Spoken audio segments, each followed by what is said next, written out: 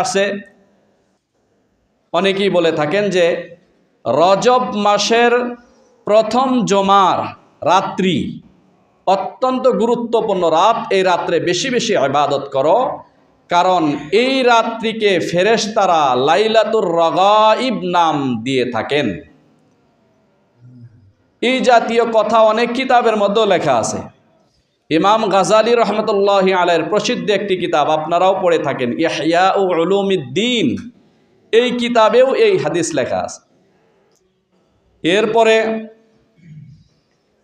আব্দুল কাদের জিলানী রহমতুল্লাহি আলাইহি, বড় পীর আব্দুল কাদের জিলানী রহমতুল্লাহর একটা কিতাব আছে গুনিয়াতুত তালিবিন, এই কিতাবেও এই হাদিসের কথা উল্লেখ করা আছে। কিন্তু অন্তত 10 জন মুহাদ্দিস হাদিস বিশারদ বলেছেন যে এই হাদিস ভিত্তিহীন, এর কোনো ভিত্তি হাদিসের সনদের মাধ্যমে পাওয়া যায় না। এই জন্য লাইলাতুর রাগাইব নামে যে সমস্ত ফজিলতের কিতাবে রজব মাসের ফজিলত বর্ণনা করা হয়েছে এগুলি ভিত্তিহীন। এগুলি নিয়ে আমল করে একটা বেদাত সমাজে রচনা করা ছাড়া আর কিছুই নয়।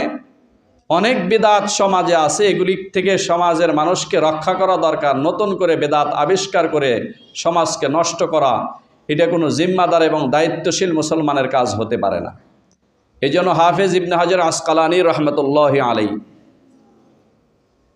কত বড় মুহাদ্দিস ছিলেন, কত বড় হাদিস বিশারদ ছিলেন। উনি একটা কিতাব লিখেছেন তাবঈনুল আজব ফিমা ওয়ারাদা ফি ফজলি রজব।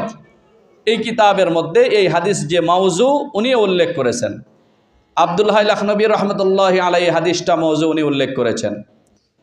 এছাড়া ইবনুল জাওজি রহমতুল্লাহি আলাইহি হাদিসটি মাউজু উল্লেখ করেছেন। অনেক মুহাদ্দিসগণ বলেছেন এই জাতীয় হাদিসের কোনো ভিত্তি নাই।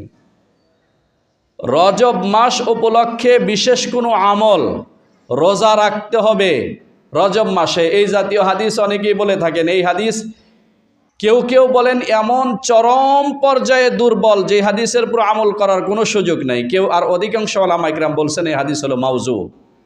সেই জন্য রজব মাসে রোজা রাখতে হবে, এই জাতীয় কোনো ভিত্তিহীন হাদিসের উপর আমল করা যাবে না।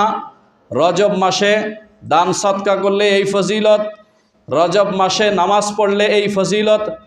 ভিন্ন করে রজব মাসে মেরাজকে কেন্দ্র করে কোনো বিশুদ্ধ হাদিসের মাধ্যমে কোনো প্রকার ফজিলত হাদিসের মাধ্যমে প্রমাণ নেই। স্বাভাবিকভাবে অন্যান্য সময় যেমন আপনি নামাজ পড়লে, নফল নামাজ পড়লে যেভাবে হয় সেভাবেই এখানেও এই ফজিলত হবে। আপনি অন্যান্য রাত্রে যেভাবে নামাজ